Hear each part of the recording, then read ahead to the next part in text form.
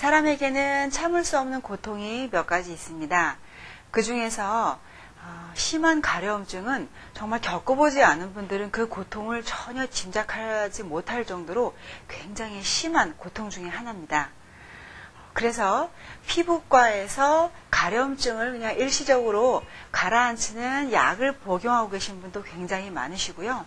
그게 아주 오랜 시간 동안 습관처럼 드시는 분들도 꽤 있으십니다. 그런데 특별히 뭐가 나거나 아니면 어떤 진단명을 가지지 않고 쉽게 말하면 어떤 원인이 없이 가려운 경우가 의외로 많은데요. 이러한 경우를 이제 한방에서는 소양증이라고 표현을 합니다. 그러면 과연 원인도 없는데요. 왜 가려울까? 물론 원인이 없이 가려운 그런 원인 없는 결과는 어디에든 존재를 하지 않습니다. 한방에서 보았을 때 그러면 이 가려움증의 원인은 무엇일까요? 한방에서는 이 가려운, 즉 피부에 해당하는 부분은 인체의 오장육부 중에 폐에 배속을 합니다. 그러면 폐 자체의 문제로도 가려움증이 오실 수도 있고요. 폐가 아닌 다른 장부의 원인으로도 폐가 나빠져서 가려움증으로 나타날 수가 있습니다. 예를 들자면 우리가 집안에서 어떤 아이가 짜증을 심하게 낸다고 했을 때 그 아이의 성격 자체가 정말 짜증을 많이 내는 아이일 수도 있지만 부모님의 영향으로 아이가 짜증을 낼 수도 있고 아니면 아이는 괜찮은데 형제 자매가 이 아이로 하여금 자꾸 짜증을 내게끔 유발하는 그런 경우도 있을 수 있기 때문에 우리가 인체의 오장육부도 어떤 한 집안의 형제 자매 또 이런 관계랑 비슷하게 생각을 해볼 수가 있습니다. 그래서 폐의 문제지만 다른 장부의 이상으로 인해서 폐가 문제가 되는 경우도 또 있을 수가 있습니다.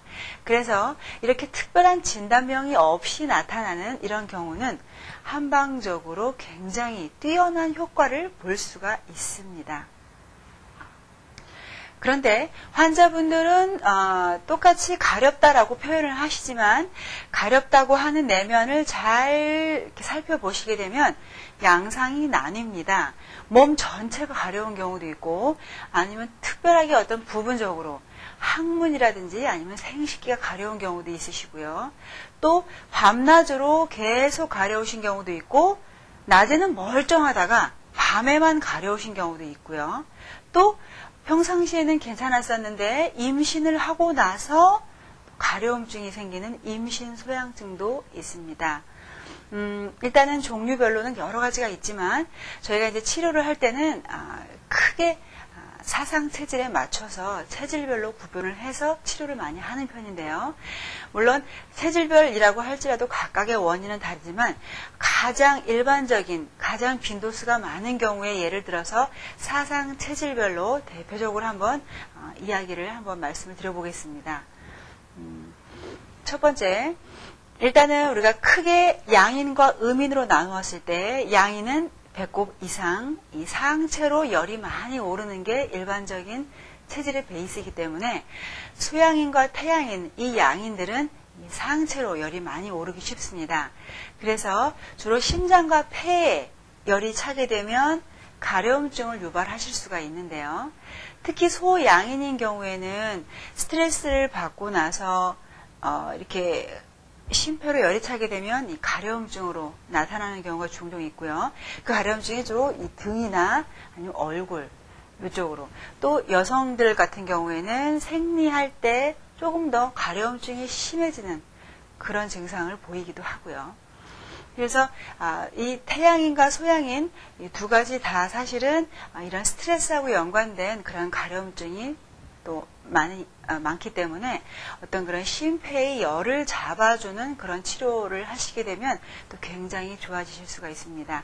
그래서 이 양인들의 이 열증은 주로 동반하는 증상이 가려움증 외에도 잠을 잘 못 주무신다든지 아니면 가슴이 답답하다든지 얼굴 쪽으로 열이 오른다든지 이런 일반적인 화병의 증상을 함께 동반하는 경우가 많이 있기 때문에 그럴 때는 여기에 있는 그 화를 내려주면 당연히 가려움증은 좋아지시겠죠. 그런데 이것이 시일이 조금 오래 지나서 어떤 내 몸에 좋은 기운도 더 나빠지면서 그 열이 심하게 차서 오르게 되면 그 열이 안으로 잠복되면 증상이 약간 달라집니다. 어떻게 되면 그 밤에 훨씬 더 가렵고요.